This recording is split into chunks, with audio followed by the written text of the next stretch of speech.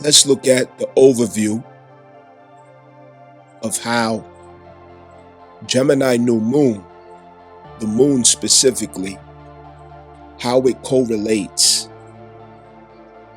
with Jupiter and Mars. This is very important to understand.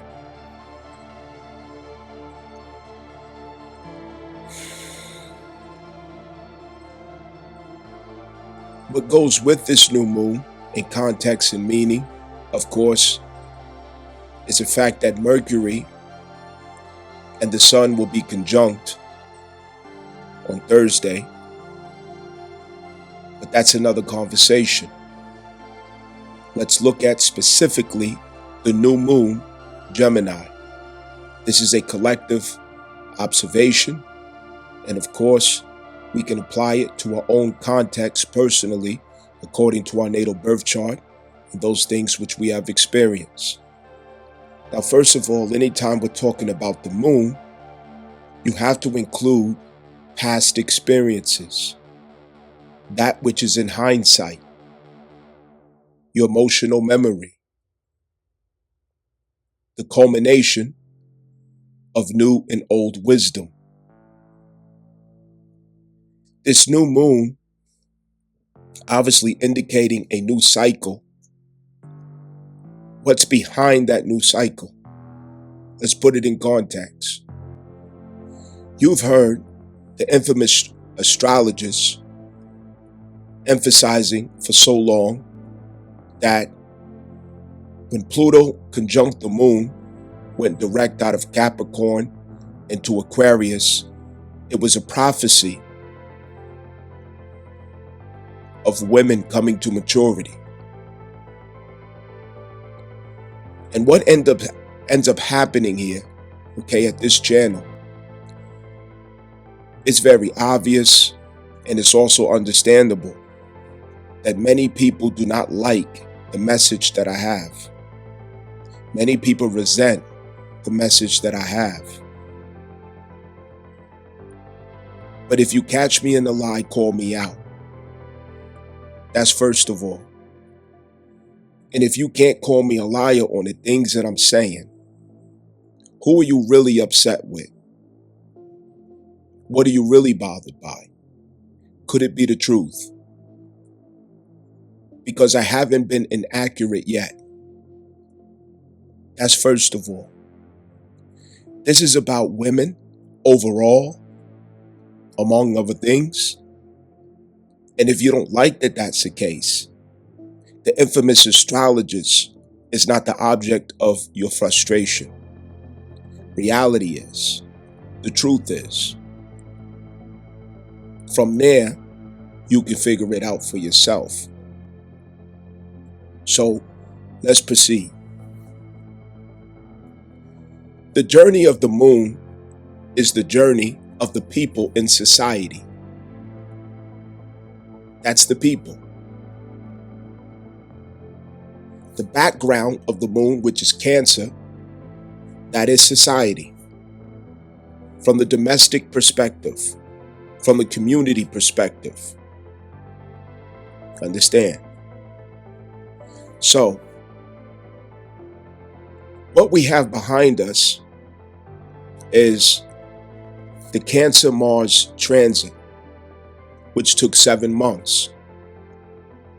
And what that was about is healing and cleaning up our domestic circumstances.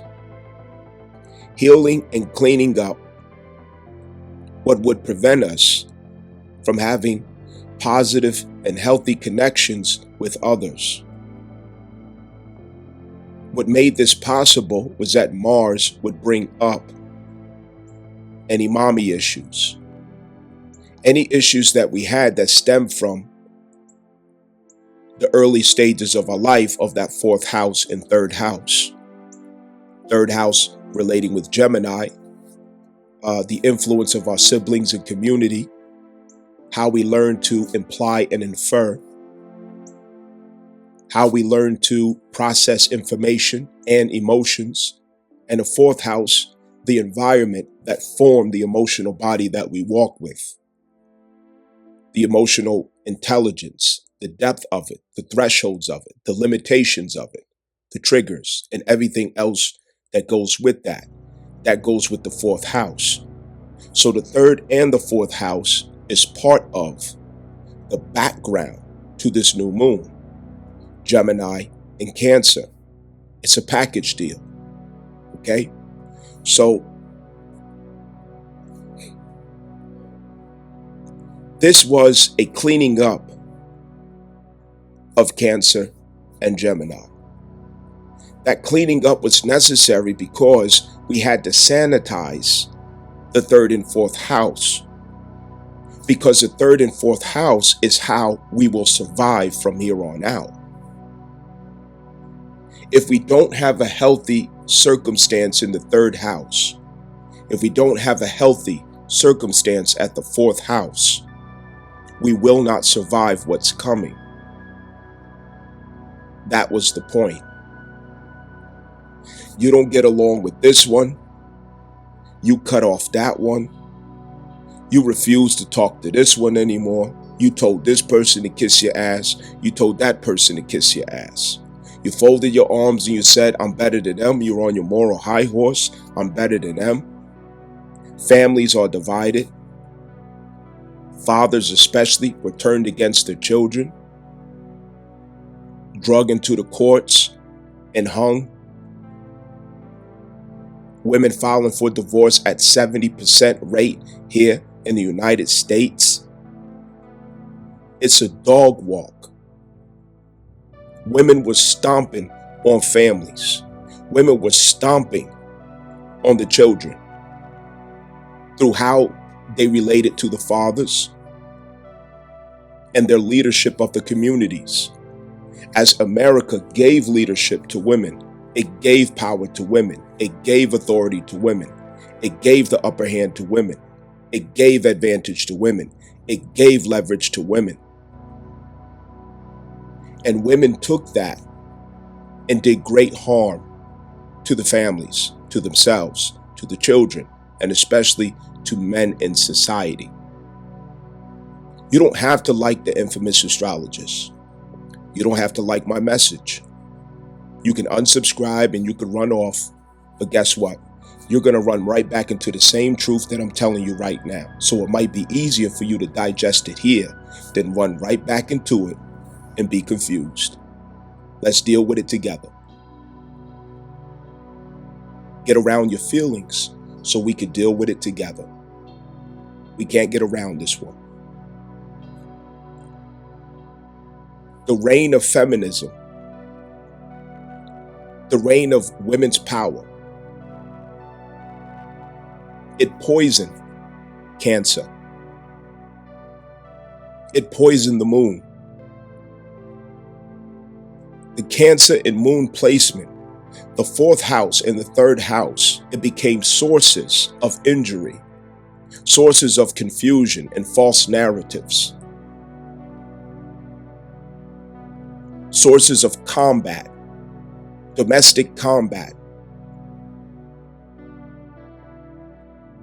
And now coming full circle, God is healing this situation by healing the families so that this contamination, this illness does not spread, so that the sickness does not continue to spread. It's been contained and it's been addressed through the Cancer-Mars transit. We dealt with what we went through in being raised by single mothers. We dealt with what we lacked in being raised by single mothers. We dealt with the crisis of the leadership of single mothers in communities, especially the African American community. We learned to deal with it. And we dealt with it through the projections that we had of that crisis onto others in our current reality. The attachments, the toxic behaviors, the power struggles, the control, the domination, the animosity, manipulation, emotional overbearance, control, distrust, vengeance, and especially, what is the word? Resentment, based on unfulfilled expectations emotionally. We had to address these things. And what we came to was the realization, hopefully, that this began very early on at the 4th house and 3rd house. So we had to walk down memory lane and heal it. And healing it meant that we arrived at the understanding to be able to afford to forgive. Forgiveness came in sight when the understanding was evolved. The understanding that what we went through and what we suffered in childhood concerning those who we expected nurturing and advocacy from, those who we expected protection and comfort from, those who we expected our first experiences with love, kindness, security in vulnerable spaces. We had to go back and see that the person in front of us today is not the cause of what we are going through. They're not the source of what we were suffering. They were reflections of the holograms that we carry inside of our heart, of those unclosed chapters of childhood, the 4th and 3rd house. And we had to reconcile that. The righteous anger was there, which meant that we were angry for good reason that we had. But the reason that we had was not justified by directing it at those who did not source, originate, or create that experience. They simply awakened that experience, reminded us of that experience, refreshed our memory of that experience so that we can heal it. The other person was a reflection showing you where you still did not heal the inner child, where you still did not learn to advocate for the inner child through boundaries, through speaking up, through communicating your needs. By understanding that your security, your happiness, your emotional well-being, in adult age, it is not the other person's responsibility. No one can be your mother all over again. No one can be your father. No one can be any person of your childhood who you look to for nurturing, comforting, and care. You have to forgive what has already taken place. And forgiveness is not just to say forgive, but it is to accept that that person who we expected it from was no more perfect than you are today. They were no more wise than you are today. They were no more capable than you are today. And we have the ability to show acceptance to that and forgive. We have the ability to heal it. We also were learning to see beyond the narratives that were repeating itself over decades. Generations and generations of stories about no good fathers. The fathers who left, the fathers who abandoned the family. You left me and you left your baby. You left me and you left your son. You left me and you left your daughter. These things, in some cases, were not true. Females tend to speak in exaggeration, where they take that which is singular and speak it as plural. They take that which is plural and speak it as singular. There is no accuracy in their speech. We have the responsibility to go back and investigate for ourselves what context to put those things into. And some of us who are males, we grow old enough to have relationships with females, and we start to see that delusion, false narratives, exaggerations, smear campaigns, the political power of a woman's being. One teardrop of a woman can move politics. One teardrop of a woman can persuade hearts. She has great power over narratives for generations, over families. And we grew to look at fathers, we grew to look at men, we grew to look at authority figures without balance, without compassion, without acceptance, without understanding. All of this is coming full circle. Feminism has done a job on our entire country. It's done a job on the world. It is African American females who were the leaders of the onset of feminism's expression in modern times. It was the idea of white women, but it was the work of Black women. And Black American women, they are the ones who took feminism and put it into full practice in the reality of their life. When Lyndon B. Johnson created the welfare state, when feminism was being propagated, when social engineering was being practiced to put male against female, she obliged to every bit of it. She amplified it, and she took great pride in doing so. She was used to do that. It did not originate in her spirit, but she did fall for it. It's the repeat of the same story of Adam and Eve in the garden, where in the absence of Adam, she did fall for what the serpent was proposing to her.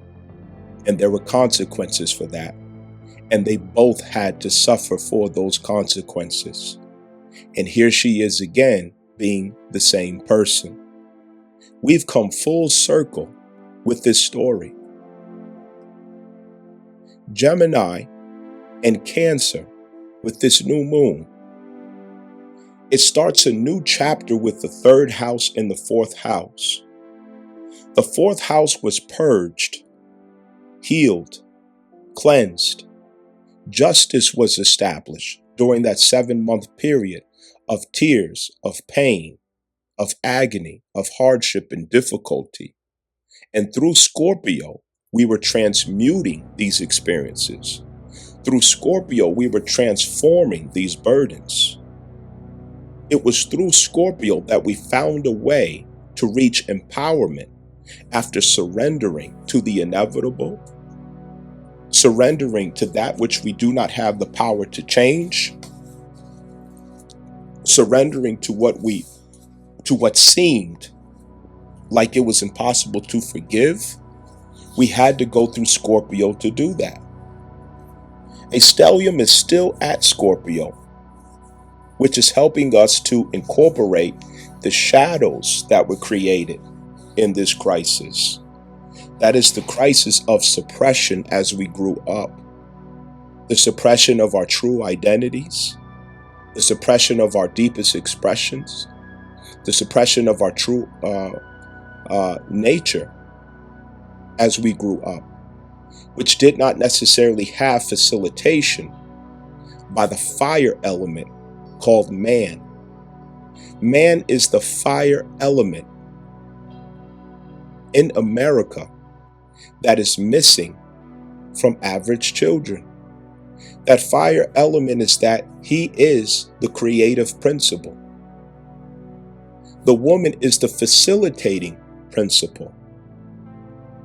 She is the one that manages, nurtures, heals, gives insight to, and even counsel. And she provides oracle and insight to the creative principle as he creates.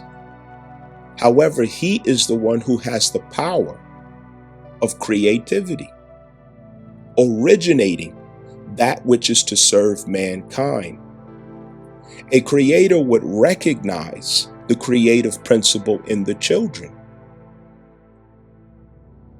thus turning to the children to make sure that at the 10th house they would see success.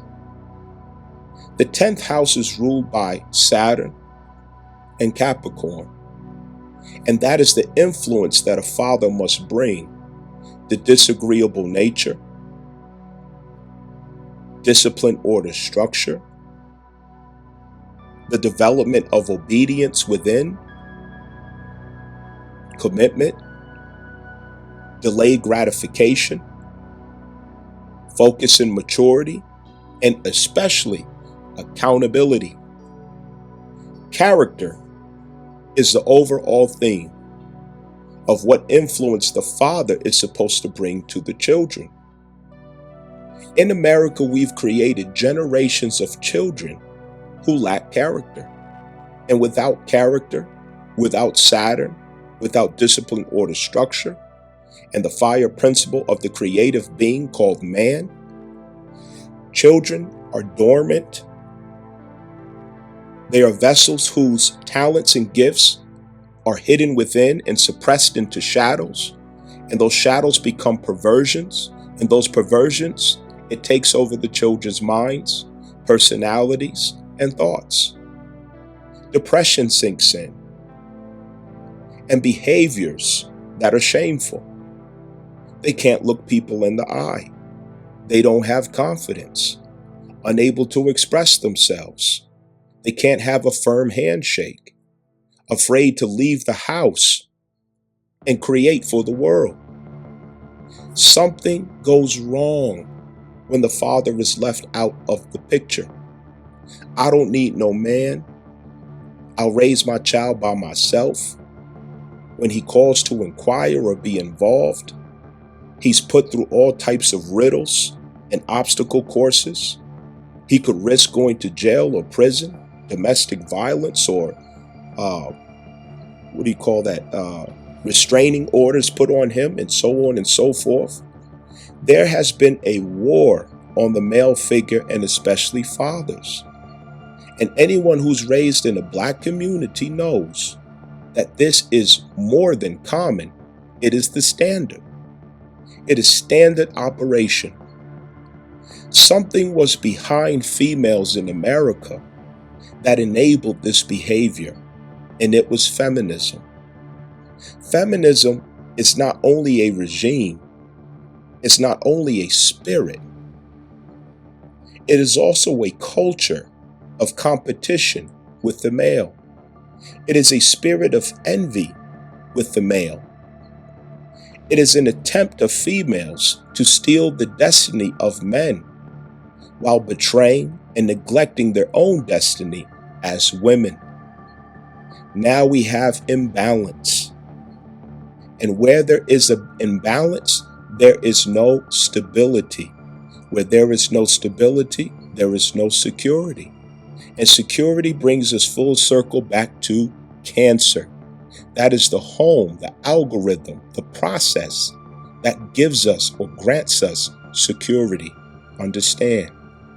So we learn many things during that 7-month period about our emotional crisis, things that we wanted to do and things that we wanted to be. Expressions that we had that were suppressed, and it harbored resentment. It harbored anger, distrust, animosity, emotional outbursts within that we could not even explain. But through that retrograde, we were forced to focus and find out, from whence does this come? What is this all about? Why do I keep going through this with people? As I date, as I marry, as I shake hands to do business, this demon keeps following me. Where did it come from? It came from the disappointment in childhood, where the inner child did not feel safe. The inner child did not feel advocated for. It did not feel acknowledged. It did not feel like it was in a situation or circumstance where there was sufficient infrastructure, discipline, order, structure, as I mentioned. When children do not feel structure around them, they become dysfunctional. Children and women have many similarities. It is the same with women. When women do not have security, when they don't feel secure, they become something that is not of their nature. They step out of their nature. They go through desperate measures to make up for that lack of security, to compensate for that lack of security. And they get into behaviors that cause them to become undone. They get into behaviors that worsens that crisis of insecurity. And then they begin opening up themselves up to behaviors and habits and trends in their life that bring shame, that degrades, that destroys their moral compass, that gets them away from hearing the voice of their intuition. And overall, what we are doing is we are bringing crisis upon the inner child. The crisis upon the inner child is the inner child looks at us as, I can't trust you. You don't speak up for me. You don't protect me. You don't love me. You don't sit with me. You don't bring me the things or show me the things that I enjoy or love to do. Why? Because all this was traded for the ambition of pursuing the 10th house. Single women, feminists, baby mamas, these feminist spirits, they envy man. So they live their whole life with the ambition to have high heels standing deeply penetrated into the 10th house. They strive for that 10th house. The 10th house is a place of ambition. It's a place of high career pursuits. That is a place that man is designed to conquer. Man is fortified to stand on, not woman. It doesn't mean that she's not capable of it, but without a male counterpart, without marriage, without the fortress of family, which includes man, woman, and child, and the balance that would need to be there, she exposes herself to degradation of her own nature. She becomes something that she's not. She is a fragile being, which doesn't mean that she's weak, but delicate and sensitive to energies and forces that compromises her security, that compromises her well-being. So in pursuit of these ambitions at the 10th house, trying to be a man, trying to compete with man, trying to prove the point that she could be a man or do what a man does. I'm independent. I don't need no help. I got this. I'm chasing a bag. I'm an entrepreneur. I got a PhD, so on and so forth. Everything that she has put her heart to, everything that she is committed to and dedicated to, it was for the 10th house. But at the expense of what? But at the expense of what? Let's pause and ask ourselves that question again. The Western woman was ambitious for the 10th house, but at expense of what? She had to sacrifice the 4th house for the 10th house. The 4th and 10th house are polarities. If you emphasize one side of the polarity, you take away from the other side of the polarity to manifest it. So what was sacrificed is the 4th house in order to pull it off. So what was in her 4th house? Her children.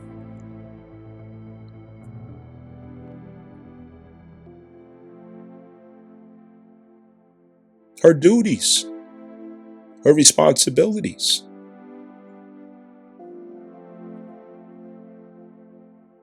The daycare could never make up for her presence.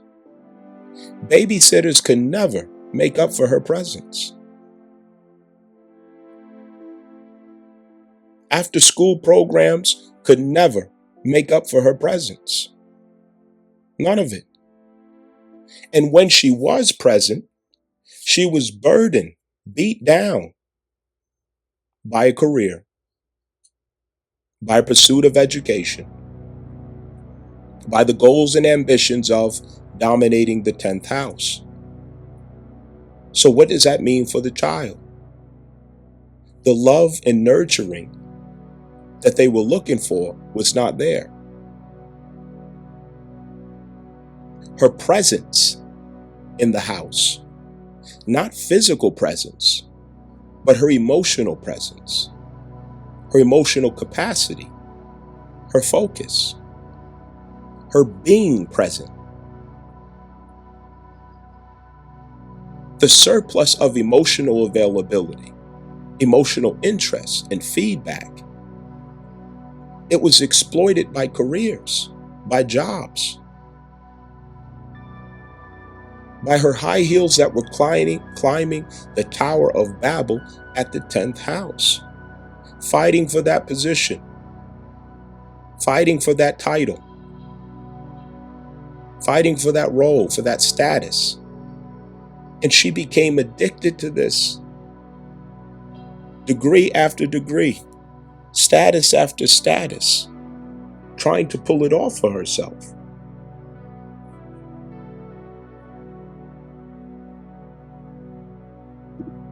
So we, the people, since the late 60s, the 70s, we are the products of that neglect to the 4th house.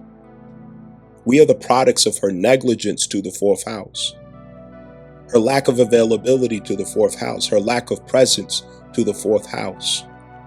And some of you may say the father should have been there. You're right. He should have been there. But not according to the narrative that females have been pushing for so long. The narrative and idea that he simply didn't have an interest. He didn't want to be there. He was careless. He was unfit, negligent, abusive, narcissistic. We could go down the list. We have learned in modern times that these things were hardly true for most men. We found that she was combative because she wanted control. Dominating, she wanted control. The grass was greener on the other side. I want to be single. I want to do what I want to do. She was still longing for her experience with freedom, her experience with liberty. But freedom and liberty, in the context that she was striving for it, was not true to her reality. In pursuing that, the lust and the envy for the freedom and liberty that a man has, she only found entrapment in pursuing it. Her freedom and liberty is through her identity, through her nature, through her role. But there was no education available to show her that. The agendas, the propaganda, the social engineering, the marketing, the commercialism, the political strategies, it was not geared towards showing her her best interests in the home. As a homemaker or as a wife, it promoted the exact opposite, especially after the Vietnam War.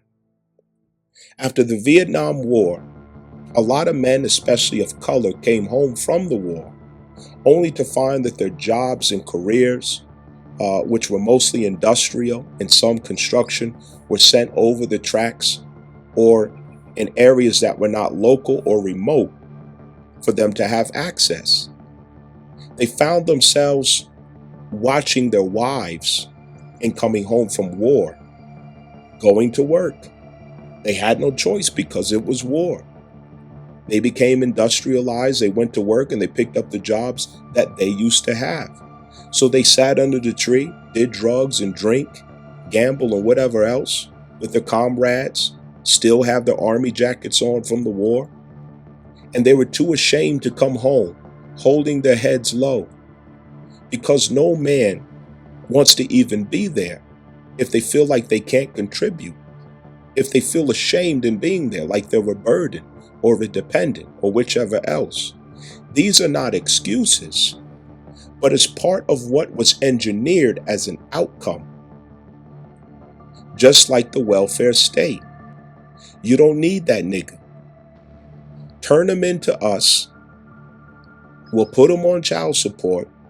We'll give you this voucher in your own place. You could tell him to take a hike, and you can have the dream and the lust of freedom and independence that you ever desire. We can make your dream come true. At that time, she didn't know better enough to understand that that was entrapment. That was not happiness. That was not freedom. That was not liberty, because it wasn't through her nature. Her happiness is through her nature. Her success is through her nature. Her prosperity and security is through her nature. Her fulfillment is through her nature. She is not a man, no matter how hard she tries. So there are many hands in the pot causing the confusion. It is not her out of evil, vengeance, or some malice that she wanted to create this imbalance for the family. It's just that she's not a man, so danger is not something that she was able to perceive or foresee in what was being proposed to her. This is a very dirty work that was done. The children who wanted to receive the love and security from the mother, the validation from the mother, the hug from the mother, she's too tired. She's too frustrated. Shut up and go watch TV. Have your noodles and hot dogs. Get out my face. So on and so forth. And then her not being married because of this welfare state, okay? And what it proposed, this man in the house, that man in the house. Mommy got all kind of boyfriends and different things like that. This became the trend. The single mama putting on all types of outfits and clothes that disturbs the peace of the children, as to seeing the mother's breasts and ass and body all hanging out. Men salivating at the mouth as she walks throughout the marketplaces and wherever else. These things did harm to the children. And it was her ego, her pride, that uses aggression, attitude, and all types of other emotional forces to try to subdue others into shame for having anything to say about it. So the consequence still hit. We walked into adult age with these insecurities. And grown adult men still living those same insecurities. The insecurity as a child, you're looking at your mother walk outside half naked and all type of strange men looking at her. So then he grows into an adult and he has a wife, all kind of strange men looking at his wife, okay? And he has an overreaction, okay? He has an overload of emotional investment into his reaction on that. Now it manifests as a controlling nature, a dominating nature. It's not the fact that his wife is dressing inappropriate. It says just that his wife dressing inappropriate, it reawakens what he experienced with his own mother, but he doesn't know that. Every one of our relationship issues started at that fourth house, and we had to heal every bit of it. The Trump administration is a catalyst. It's a catalyst for the inevitable steps that we have to take to get back to man, woman, child, to get back to the family unit, to get back to where our strength is sourced from, where our security comes from, where our stability comes from in the physical plane. And that is in being able to reference ourselves back to a family unit, man, woman, and child. Feminism would have this to be woman and child, and the father who is painted as some monster. No, we no longer believe this. We no longer subscribe to this. We know this is not the case. This is not true. It is not the case that men were just leaving their children. 70% of divorces are initiated by women. They look out of the window and the grass looks greener on the other side. They think they're missing something. This is the time where women become free. Women are liberated. But that same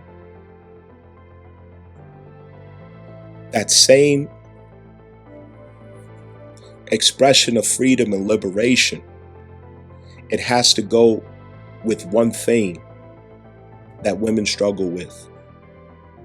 And you guessed it, that is accountability. Without accountability, your own freedom will destroy you. Without accountability, your freedom, your use of freedom, your use of free will only cause trust to dissolve between you and others. It will cause shame upon you. It will degrade you and destroy your character and your image, your reputation.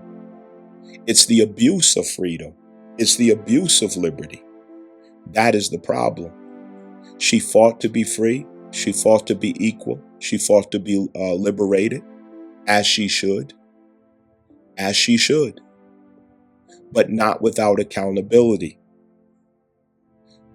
Western women, American women, struggle with setting themselves apart from teenage children. They struggle with developing a mind, a mindset, a character and attitude that reaches beyond the 14-year-old girl. The 14-year-old girl wants freedom of expression in every way. They want to indulge in every ounce of freedom and experience that they can reach for. But they don't want the accountability that goes with it. They don't want to be responsible for anything that they create or co-create as a consequence of their decisions. They don't want to be blamed or associated with anything ugly, undesirable, corrupt, oppressive, unjust, painful, shameful that comes out of the misuse of that free will. They want someone else to bear the burden. This is over. That story is now over. There have been programs that have enabled a spoiled attitude in American females. Section 8 housing, SNAP benefits, food stamps, DEI hiring, affirmative action, women's power galore all over America. These things have given a spirit of entitlement to Western women, an attitude of entitlement to Western women. They usurp authority. They escape authority. They disrespect authority because they were not raised with fathers. They do not recognize any respect for men. Many of them, or most of them, were raised without seeing a woman respect or honor a husband, father, or man. And we grow into these attitudes because of that. Even the male children grow with the same attitude because as they grow, there is no father. And the story that was never told until modern times is that many of the fathers wanted to be there. Many of the fathers tried to be there. A father going to court to get their children, to get custody, or to get fair visitation or fair rights. A father trying to make his case in family or divorce court is damn near impossible to win. He already lost before he even motions to go in that direction. This is America. This is America. But those things change now. There is an illusion of a woman's power, an illusion of a woman's strength and capability towards independence here in America. And that illusion was based on the idea, I got my own car, I got my own house, I got my own this and that. And she looks at her male counterpart. She looks at her brother. She looks at the father of her children. She looks at her husband or ex-husband. You dusty, you broke. I got here and you can't get here, and I'm a woman. All of these things are said and expressed without the acknowledgement of how much help there is for females in society, how many handouts there are, how much she is entitled to of support, leverage, opportunity, resources, programs, benefits, handouts, and everything else. These are the hallmarks of irresponsibility that was brewing. I will lay down and have a child with whoever because I can always get on welfare. I will get more in my tax return. I will get ahead of the line in the Section 8 line because I have more children than the other applicants. No problem. So there's no second thought. I will go to the abortion clinic. All of these things were enabling very poor decisions with American females. She lost the respect for her womb. She lost the respect for her body. She lost the respect for her reputation and her image. She fell from the grace of reverence as a woman. Every woman should be honored. Every woman should be reverenced. Every woman should be protected. Every woman should be looked at and considered as sacred, as pure in every right. But what happens when she uses her free will to undo everything that makes her such? Now we have a problem. All of society, every nation, will fall beneath the status of their women. They will fall beneath the reputation of their women. They will fall beneath the image of their woman. That is the problem. We will not rise higher than that. So the Trump administration is catalyst after this healing to take away everything that would have us to backtrack, to go back on our heels. Okay? Women being enabled through these programs and all this other stuff, okay, that I mentioned, that entitlement, that attitude, that arrogance, the narcissism, the condescent, okay, they now don't have those safety nets, those handouts, those resources, those privileges that manifest an open door to escapism, an open door to the higher ranks, an open door to the higher ground, an open door to a seat of arrogance. It's gone. The pen of Donald Trump, it wrote it away. While Mars was in retrograde in Cancer, Trump was taking down every screw, every bolt, every 2x4, every beam, every block of brick, every slab of mortar that upheld the attitude of feminism. It's gone. It doesn't exist anymore. So as we were healing our relationship with our mothers and our women in society through the Cancer Mars transit, the door was being sealed, shut. Women can't backtrack now. They can't go back to the places that put them in that state of mind. They can't go back. The door is closed. There's no more option for Section 8, no more option for food stamps and welfare. There's no more options for DEI hiring. No more options for affirmative action. The society is disillusioned about the narratives behind feminism. The society is disillusioned to the beauty of women, seeing right through it, to the ways of women, no longer seeing them as innocent or helpless. The society is disillusioned to the magic and witchcraft spells that women cast over men through their beauty and the marks of innocence. They're not looked at as harmless anymore. Jupiter in Gemini has flooded the headlines with ethereal exposures of the behavior, character, attitude, and intentions of modern women.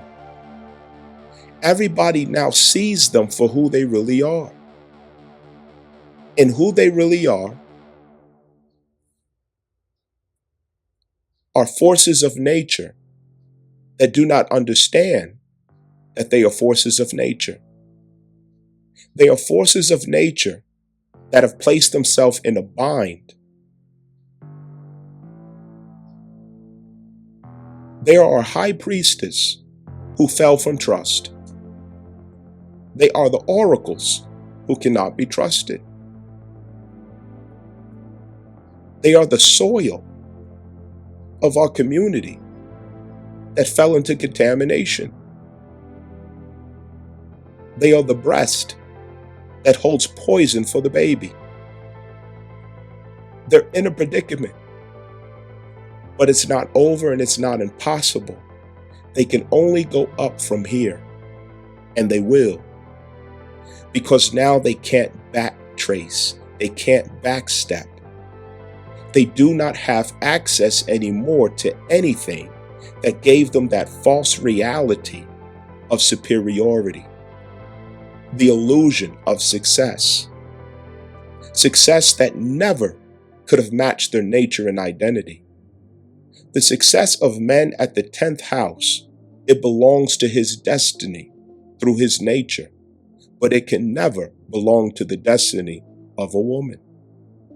It will never be, not without destroying her, not without tearing her apart, not without finishing her off, and not without posing negligence to her 4th house, her children, her home front, and those who need her to be fully present emotionally. A woman cannot be fully present emotionally without the covering of a husband, the security of a husband, the protection and leadership of a husband. God has designed it to be thus. That's when you get the best version of the mother. That's when you get the best version of the woman.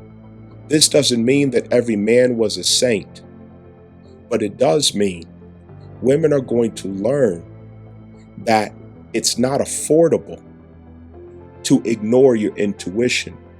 It's not affordable to be so vain, so full of vanity in how you select male counterparts. It's not affordable to be so careless with your womb.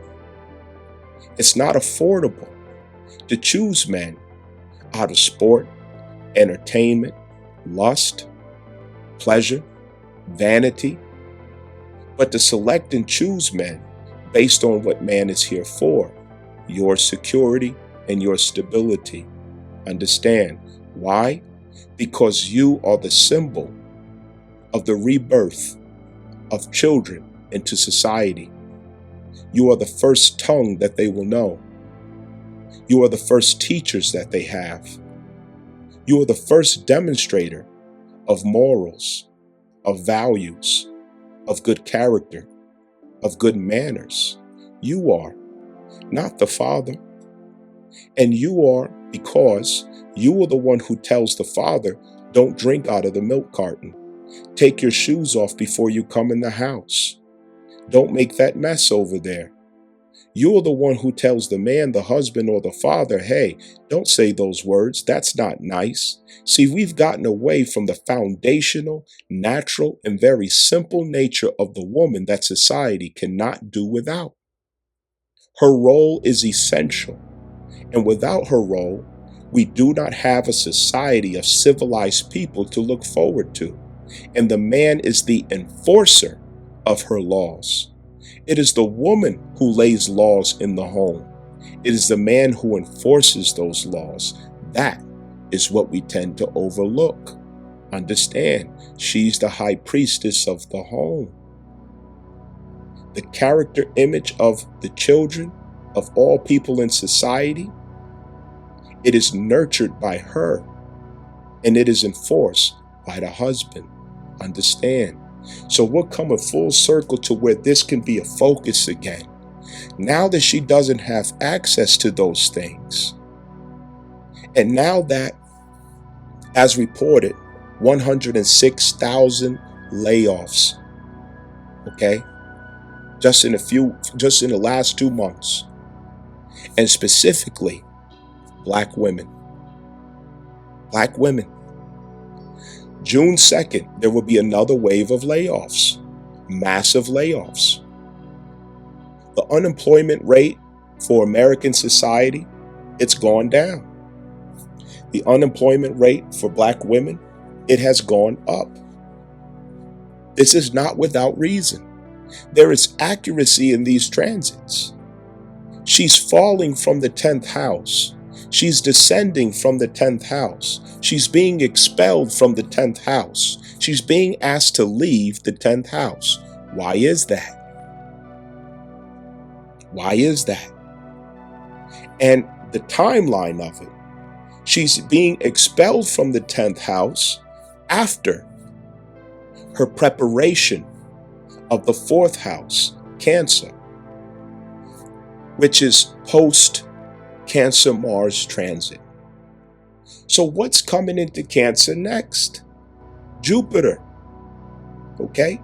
So what this shows us is that Jupiter is the interceptor of her fall from grace. Jupiter is intercepting the woman as she falls from the 10th house into the 4th house. She will fall right into the benevolence of Jupiter. She will fall into the mercy of Jupiter.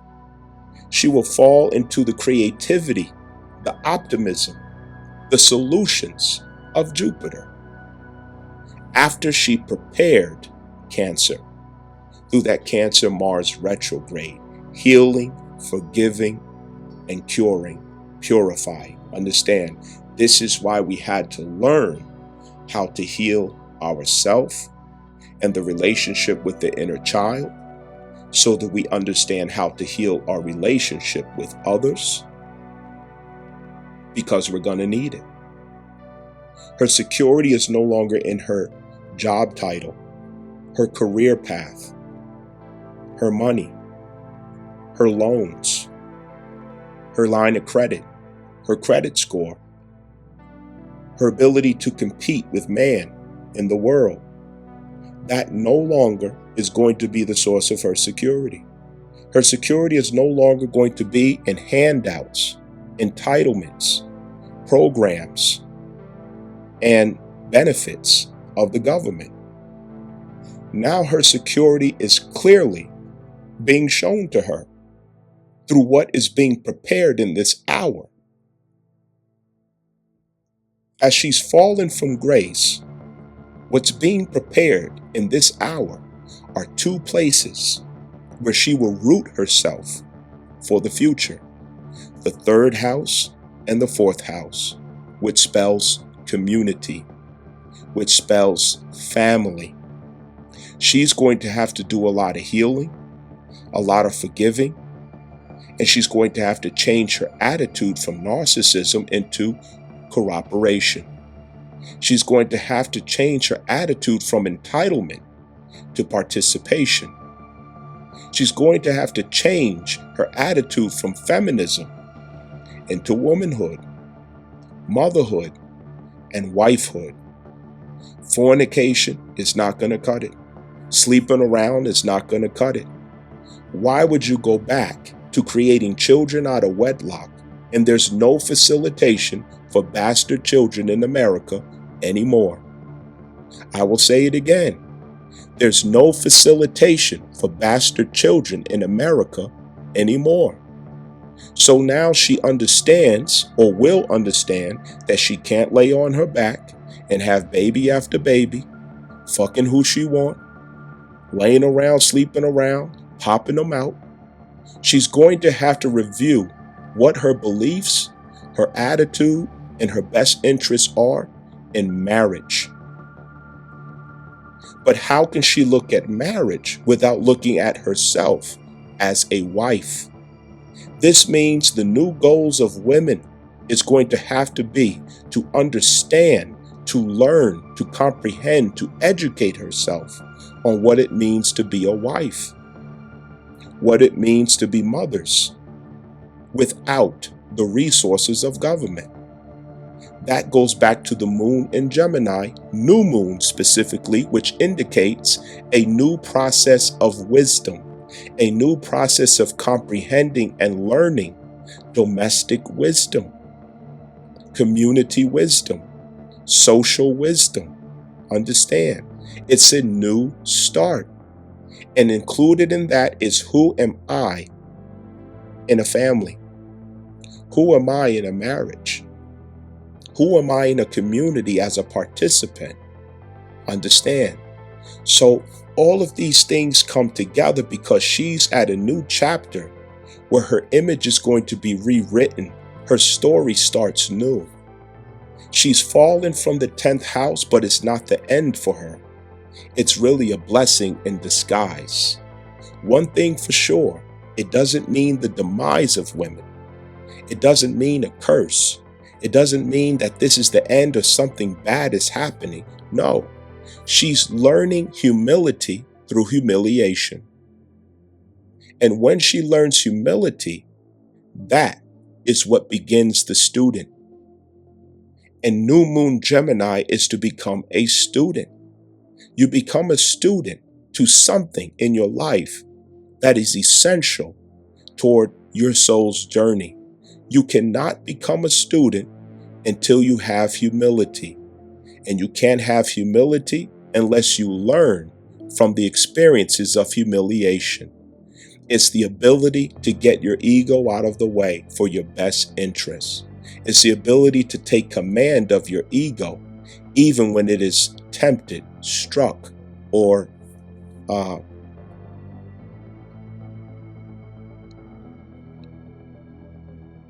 when it is poked at.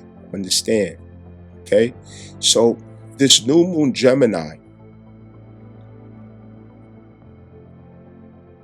as well as Jupiter Cancer, it's about preparing the interception of women as they fall from grace, the illusion of grace. And they will fall into a new chapter of themselves toward family and community, no longer allowing themselves to be used as useful idiots, political tools, instruments of division. She is going to realize that she's going to have some hard conversations. She's going to realize that it really was an option. It really was a choice to get along with someone or not, to find solutions in family matters with the husbands, the baby daddies, or the fathers. She's going to find that it really was a choice, that her arrogance and her attitude made her think that she didn't have a choice. But when we learn the lesson of humility, we find that our options, the possibilities, are vast. The possibilities are always vast when our ego is not suggesting that we don't have a choice, because we do.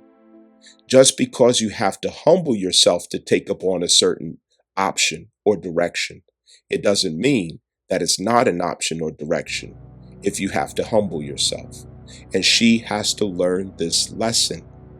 The African American woman is going to be adjusted, and once she is adjusted, all women of the West will adjust themselves, because all women of the West, they follow her marching orders and attitude and energy and secret lust of what they themselves want to be or do, but they might not have the guts to do it. Let's just keep it a buck, especially when it comes to feminism, especially when it comes to rebellion. So here it is, Gemini new moon, rather you like it or you don't. The infamous astrologist is not the source of your frustration. It is the truth that is the source of your frustration. And that means you have some homework to do in figuring out why the fuck you so mad, but it ain't me.